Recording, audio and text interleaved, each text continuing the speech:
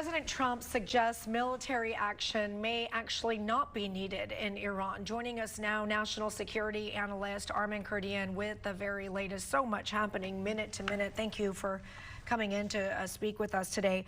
Before we get started, I want to go back to what the president had said yesterday. Watch this. We've been told that the killing in Iran is stopping, and it's stopped, and it's stopping.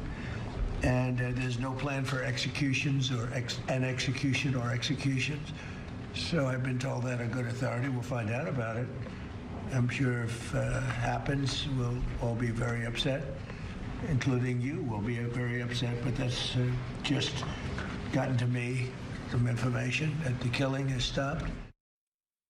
All right, if the killing is stopped, we know that the young protester, 26-year-old Irfan, was not executed. He was set to be executed yesterday.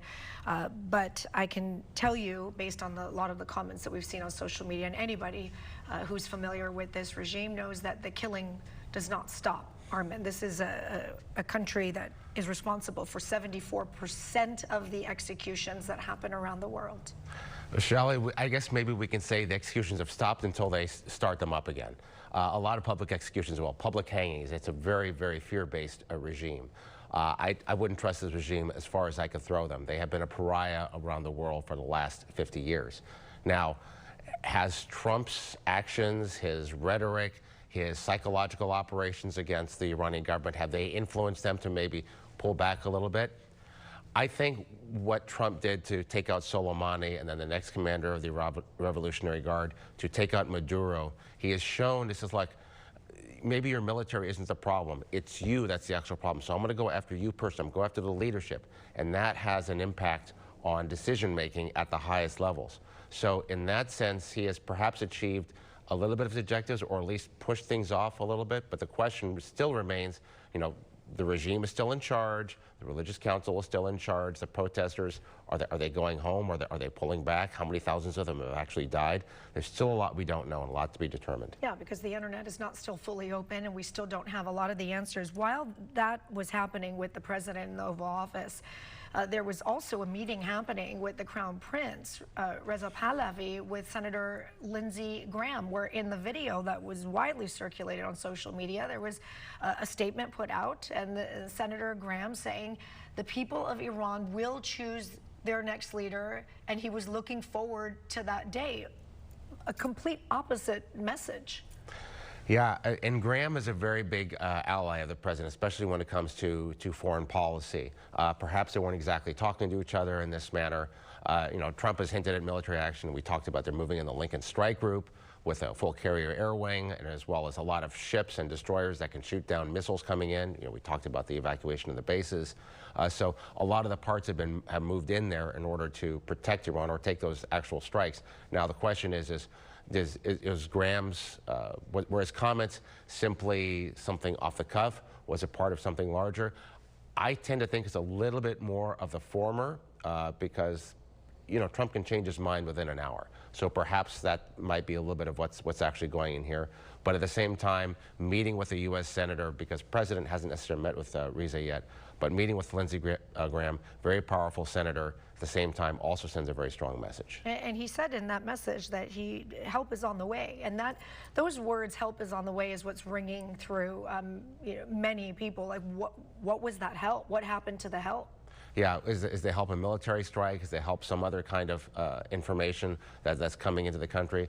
Again, we've talked about this. That theocracy has metastasized. It's a cancer throughout the whole country and throughout a large part of the Middle East. You can't just snap your fingers. You can't just, you know, have them disappear at any particular moment in time.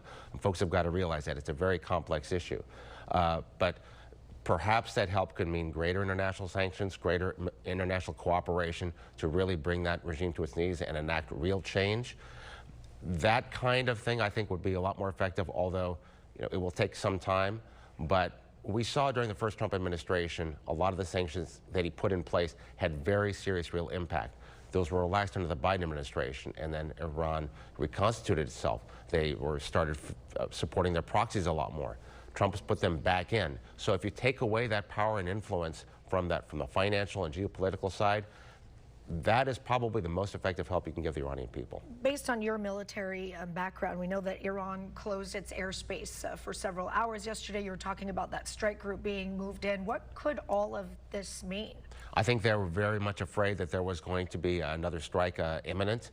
You remember they accidentally shot down an airliner. That was very, very embarrassing for the Iranian regime, so they wanted to keep them all out of the airspace in case American aircraft were coming in, so they could be relatively assured that any aircraft flying over Iran was either an Iranian military aircraft or a U.S. military aircraft that would need to be shot down. So that was a big part of it. You see they've since reopened it and allowed flights to cross over again, but they could close it again if they feel that Trump's about to strike. All right, meantime, UN Security Council is meeting today in regards to these deadly protests, and they can't even wrap their mind around the number of people who have been killed, Armin.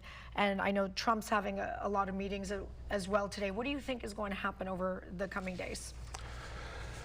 It's very hard to predict. Yeah, the Security Council has been around for as long as the Iranian regime has been in place. And what have they actually done to stop this, the export of terror? So I expect a lot of bluster, a lot of speeches. I don't expect any real action coming out of the Security Council. It's more going to be U.S. leadership working with our Western allies to continue to strangle Iran off of the banking system, to perhaps make it much harder for Iran to export their illegal oil. You saw what he did with the tankers in Venezuela. Perhaps we'll see more of that in cooperation with the UK and some other allies, even Japan, the Spanish. They've all shown proclivity to help in this manner, to take those tankers off the market, take those tankers that are moving this illegal oil, stop Iran's ability to sell their oil and finance their regime. And that might be the crippling blow that we need, vice necessarily a bunch of kinetic strikes on the country. All right, and we will be watching all of it. Armin Kurti, and we appreciate your time.